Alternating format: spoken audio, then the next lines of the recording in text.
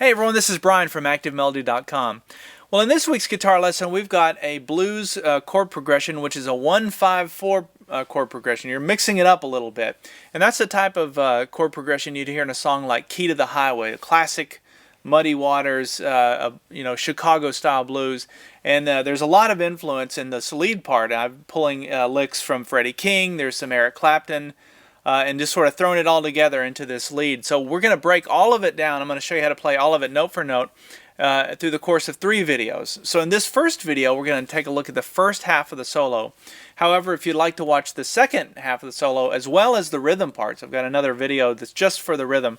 You can get all of that at ActiveMelody.com. Just look for EP129. That's a lesson number for this lesson. You'll also be able to download the tablature and the MP3 jam track to practice. So you'll have all those learning assets. So anyway, let's go ahead and get started with part 1. Alright, so let me talk through tone settings real quick, and then we'll talk through all of the notes that are played in the lead, and I'll also put them in context so you know where they're coming from. Those of you that are on my email list will recognize this guitar. By the way, if you're not on my email list, you should join it. It's free. You can go to ActiveMelody.com, just scroll down on the home page, and you'll see a field to enter your email address. I send out new lessons every week so that you can kind of stay informed. But anyway, this is the Les Paul Studio that I picked up at a Guitar Center here in Nashville. And the only reason I'm mentioning that is I bought this thing used for $290. It was on the shelf for $299, and I was like, "What? You gotta be kidding me!" At first I thought it was an Epiphone, but it was a Les Paul, and I haven't done anything to it. I brought it home, and I didn't do any setup. I didn't even change the strings. And so my point in mentioning all of that is just to mention that you don't have to have like really expensive gear to get a really good tone and a good playing guitar. So just kind of keep your eyes peeled for deals, because they're out there. Check Craigslist. I've bought a lot of guitars from folks on Craigslist. You can always get good deals there too. A lot of times people don't know what to label it, so they'll put it in as like old guitar. You know, I've seen some old Stella guitars, for example. Somebody didn't realize there's some value in that. But anyway, just wanted to mention that. So the guitar is, that's most of the tone. These pickups are awesome in this thing. So I'm using the treble pickup on the selector switch here, which is this pickup, which gives you your brighter tone. I'm only using one pedal, and that's the Boss BD2 pedal, which is a blues driver pedal, straight pedal. There's no modifications to it. You can buy those pedals for less than $100. And I get a lot of emails from people asking, how do you get a good bluesy tone? And I'm always either using that pedal or the Tube Screamer by Ibanez. They're both very similar. The Ibanez is a little more mellow sounding. But anyway, that pedal, and then going straight into the amp, and then I have the clean channel on the amp, and I have about 30 or 40% reverb. So that's how I get this nice kind of bluesy, distorted, heavy tone. Okay, so now that we've gone through that, let's talk about this song. Now, this is in the style of Key to the Highway, which has been done by a lot of people. I mentioned in the intro Muddy Waters. He's done, I don't know if he's done a studio recording of it. He may have, but I've definitely heard him playing it live. Clapton, of course, and various others. But anyway, it's a 1-5-4 chord progression, which just means simply you have your 1 chord. In this case, it's an A chord. Your 4 chord is a D. So if you're playing a standard 12-bar blues, you go to the A, the D, back to the A. The 5 chord would be the E, and then you come back to the A, right? Well, in this case, we go to the A, then we go to the 5 chord, which is an E, and then to the D chord, which is the 4 chord. And I'll explain what 1-5-4 means in more detail for those of you that are interested. I'm working on a theory course, so keep your eye out for that. But anyway, that's the chord progression. And so what I'm doing from a lead perspective, I can't speak today, is I'm playing over each chord. So as we start with the A chord, I play this little lick. That's how we start this.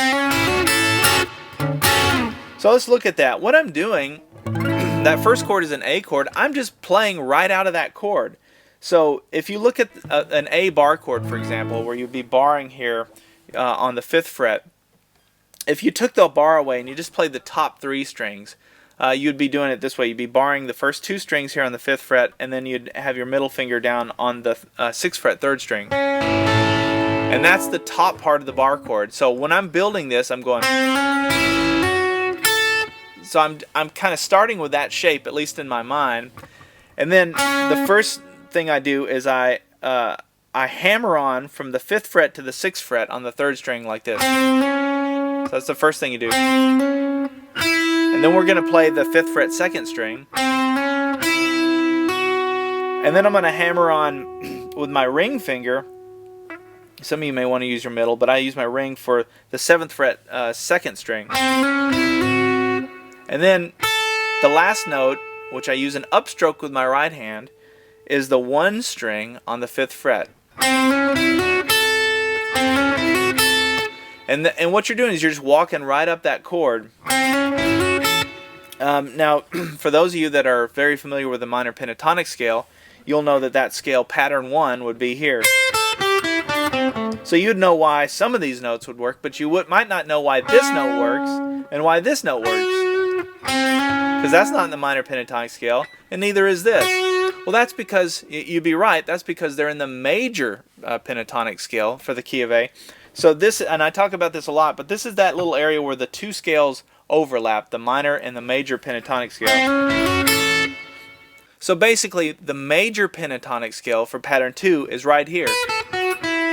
So you can see these notes are right out of the major pentatonic scale. The major pentatonic scale, pattern 1, is down here, and we're going to be playing some notes from that. That looks exactly the same. It's a mirror image of the minor pentatonic scale. It's only slid down 3 frets, and that works on any key, for whatever key you're in, but we happen to be in A. So, alright, I'm digressing here, but that's the beginning of this. Now we're going to start flowing after this. So, that's your first little lick. Kind of a Chuck Berry thing, maybe. And after that, I left my fingers in place so that I can go and play kind of that chord using the top 3 strings. Now what that chord is, that's an A6 chord. And the way that you make a full A6 chord is like this. So you'd make a major chord, a very easy chord to make a 6 chord. Make an A major chord and just take your pinky off from where it would be and put it down on the 2nd string here on the 7th fret. And it's a real nice jazzy chord. So if you're ever playing blues or anything and you want to kind of jazz it up, just go to your major chord and move your reshuffle your pinky, and you get kind of a nice jazzy version. So that's when we're playing. That's what that is. It's the top 3 notes out of the A6 chord. All right. So now we've covered the A. Now the song goes to the 5 chord or the E7. So then what I did was I played this. So I started with an E7th chord here. It's very important for you to know your chords in different positions up the neck. And I've covered that in several lessons. But what we're doing is playing an E7th chord like this. So I'm barring the first 3 strings on the 9th fret, and then I use my ring finger here on the 10th fret 1st string. And that's how we're making the E7th chord. Now some of you may say, hey wait, that looks familiar. And that's because it is. It's the same as the A7th that you learned down here. It's that same chord shape. We're just sliding it up to where it's on this fret, the 9th fret, which makes it an E7. So that's how we start that run. Now watch this. So keep the bar down and go. Now we take our middle finger off and expose that 1 string here, which is the 9th fret 1st string. Then I reach up here to the 12th fret 2nd string with my ring finger. Now watch this. My middle finger comes down to the 11th fret 3rd string to go. So it does a little bend and release on the 3rd string 11th fret. And then it resolves on the 9th fret 3rd string. So that's what the lick sounds like all together. There's your A7. Okay, now the song, so that we played the 1 chord, the 5 chord, now we're going to the 4 chord, or the D chord. So your D chord can be played here, it can also be played here, right? That's using the A chord shape. Now what I'm going to do is I'm going to just dance around. And I always consider this kind of the I think of Jimi Hendrix, "Wind Cries Mary," when you play this chord using this chord shape. You can always come so if you notice what's happening here, and I use my pinky for this, but I'm barring and playing strings 4, 3, and 2 here. Well, if you substitute that with another finger, so I'll use my middle finger, my pointer finger there, and then I use my ring finger, I go up, I skip a fret and come up to here. In this case, it'd be the 9th fret, 5th string. That gives you another range of notes and licks that you can play around whatever this chord is. So check this out. So if your chord is here, you can see this just stays locked down, and I'm just making a little box. And that's all I'm doing is I'm sliding into the D, and that's considered a D chord, or we're playing around a D. So I'm coming up here, sliding up to the 9th fret, 5th string, barring here these first two, the middle two strings, strings 3 and 4 on the 7th fret. Then I put my ring finger down the 9th fret, 4th string, and then watch this. I slide it up one more fret to the 10th fret. That gives it a 7th chord sound. See how bluesy that sounds? Then I come back down. Notice this bar stays down the whole time. And then watch this. Take it off. And then back down on the 9th fret, 4th string. So all that's happening here on the 9th fret, 4th string. And if we were to just play that one note, it'd sound like this. The only difference is you're hitting this note with it. Okay, I thought it was important to point that out, how that plays off the D chord, because what I want this to do for you is I want light bulbs to go off so you can go, wait a minute. So if the A chord was here, and we have an A chord in this song, I could go. So you can start to see how licks you can start to use them in different places. And hopefully that'll be a takeaway from you as you listen to the jam track. You'll be able to take some of these licks that you learn over one chord and play them over another one. And you know, it's going to be a little more science than art, and that's okay in the beginning. But over time, it will become art, and you'll just be able to very fluidly do that. So, all right, from the beginning we have.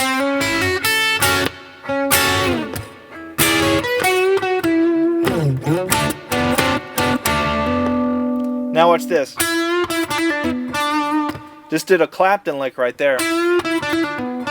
Very easy to do. Again, we're still on the D chord. So what I'm doing is I'm playing in the D major. I'm playing the D major pentatonic scale. That's the southern in me. So I'm on the 3rd string, 9th fret here. And I'm going to do a full bend. And then a release. And then watch this. That's a hammer-on, pull-off, hammer-on. So I've got my middle finger anchored, my pointer finger anchored here on the 7th fret, 3rd string. And watch this, I go, there's your hammer-on, there's your pull-off, and there's your hammer-on. So you're only picking that one. And that's how you're going to want to practice those little licks. Those are great licks to do. Clapton uses them all the time. It's kind of got like an Italian feel to me. But that's how it's done. So from the D,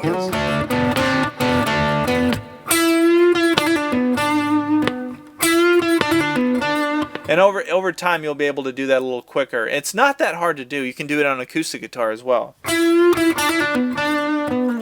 Okay. So, and I mentioned that was in the D major pentatonic scale, which is true. Like if you're playing the D, your minor pentatonic would be up here, because that's where your bar chord would be, right? So remember, we come down 3 frets, 1, 2, 3. So that's where we're at, and that's why that works. And just notice, hopefully again, that you're starting to make connections. Okay, so the major pentatonic scale is on this side of this chord. So if I'm playing that A-shaped chord, I can get to the major pentatonic scale really easily. You know, and that when you start thinking of playing your leads in terms of where the chords are, it starts to open up doors in your mind, and you start to see it. It's like it all kind of pops off the screen for you. It's kind of like those, you know, those visual things where you can stare at them and all of a sudden the image pops out. That's what the neck looks like to me when I'm playing a lead. I can see exactly where I need to go. Okay.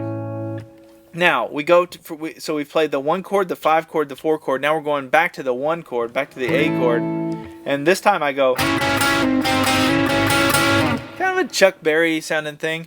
But what I'm doing is I'm taking my pointer finger and I'm sliding up to the 5th fret 2nd string, and my middle finger goes down on the 6th fret 3rd string. So I'm just playing two strings like that, and I'm playing triplets. 1, 2, 3, triplet, triplet. That's how you count that. 1, 2, 3. Those are all downstrokes, by the way. Now we can slide it down 1 and then back up. And so that's really all I'm doing for that A part. Maybe a little boring, but one other little nuance is you can hear I'm going, that's a slide, that's a slide. So I'm kind of going pick, pick, slide, pick, pick, slide, pick, pick, slide, pick, if you were to articulate it. Slide, pick, pick, slide. And then the last time I go 1, 2, 3, 4. Now, where is that? Well, that's in the A major pentatonic scale. So if you're playing your A chord, we're playing over the A. Remember, your A major pentatonic scale, pattern 1 will be here. And you have this little walk up, which you can always use to play an interesting sounding double stop lead. Just look where that plays off the A chord. And so that's where we're at. We're going, we're just playing that part of that little walk up. Now, one of the things I was going to do, instead of just going back down and then back up, I was going to go, which would have worked too. So that may be a variation that you can work in. Just to, you know, kind of walk down the neck a little. Okay, let's back up from the beginning. We have...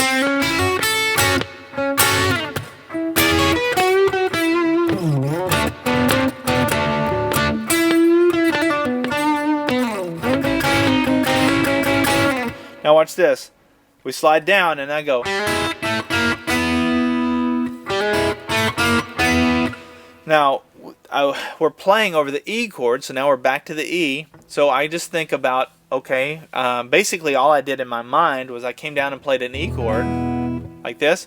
Well, I didn't play the whole chord. I just played these two notes out of it, so the 3rd string and the 1st string, and I hammered onto that 3rd string, 1st fret like this.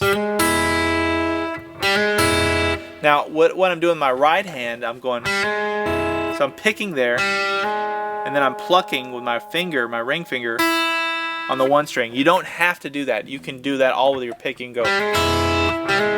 But I'm used to this hybrid picking thing, so that's how I'm doing that. Now watch this. Pretty easy to do. This part you are going to have to hybrid pick because you're playing both 1 string and the 3rd string at the same time. Middle finger goes down on the 2nd fret 3rd string. It slides up 1 to the 3rd fret and then up to the 4th. It's kind of a cool thing. I'm not sure where I heard that originally, but I use that a lot if I'm playing, especially if it's the E part of a song. It's a real easy way to jump into kind of a bluesy ragtime. And it's easy to get to, and it's very easy to play. Okay, so we made it up to here, and then to get back to the A, I played that little lick, and that's going right back to the A major pentatonic scale, pattern 2. Here's that little pattern 2 again that we started with. And then back down to pattern 1 of the A major pentatonic scale. So there's that part. Now I'll watch my middle finger. I'm going to slide from the 4th fret up to the 6th fret on the 3rd string. And then I'm going to play the 5th fret 2nd string and then the 7th fret 2nd string. So we have And again, this is pattern 2 of the A major pentatonic scale. So now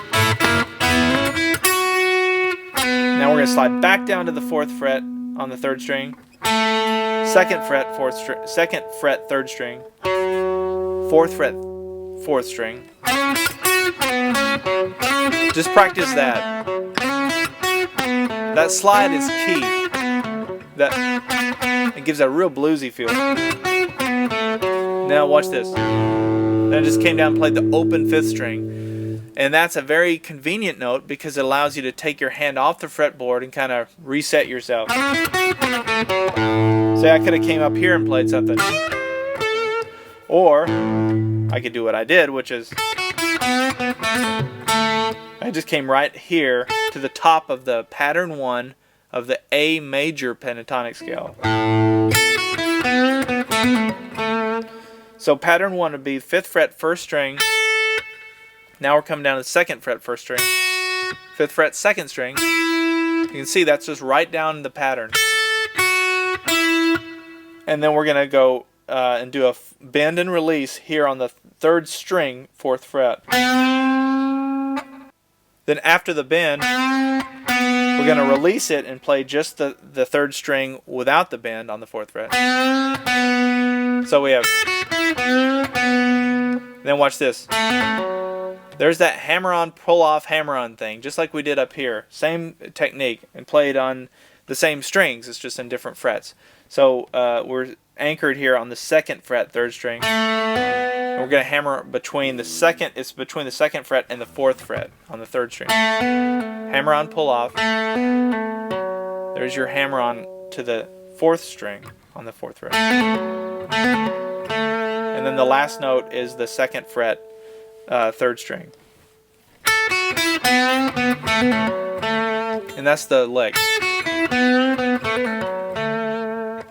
Okay.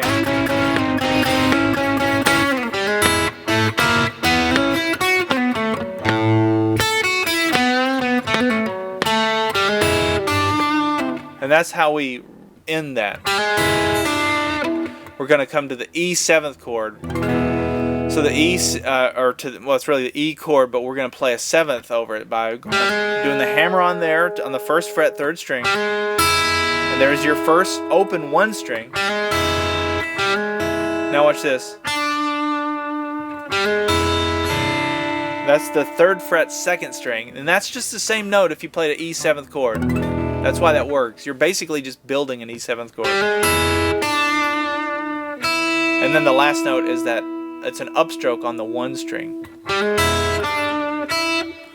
And that's defining the E 7th. Okay, so I've given you a lot of stuff and a lot of context, and I'm going to back up now and play through everything in this first half of the solo. We'll go through it note for note, and then that'll be it for part 1. So here we go.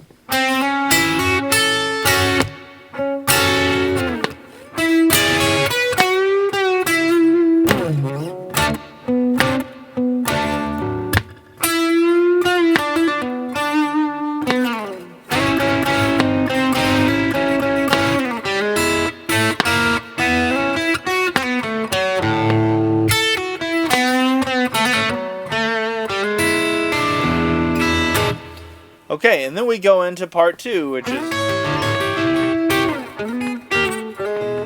all the it starts with kind of a Hendrix Red House thing, and it goes into some other stuff. But a lot of material in this. Even though it's just a 35-40 second solo, you can see how when you break it down, how there's just a lot of learning material, and you can take all these little pieces, hopefully, and start to use them in your own playing. Make sure you check out Active Melody for part 2. I've got 2 versions of the jam track. I didn't mention that. I've got a slower version as well. So if this is too fast for you, you can play along with that. And it's all about teaching you blues guitar and giving you all the tools you need to be able to do it. So that's all we have in part 1. I'll see you in part 2.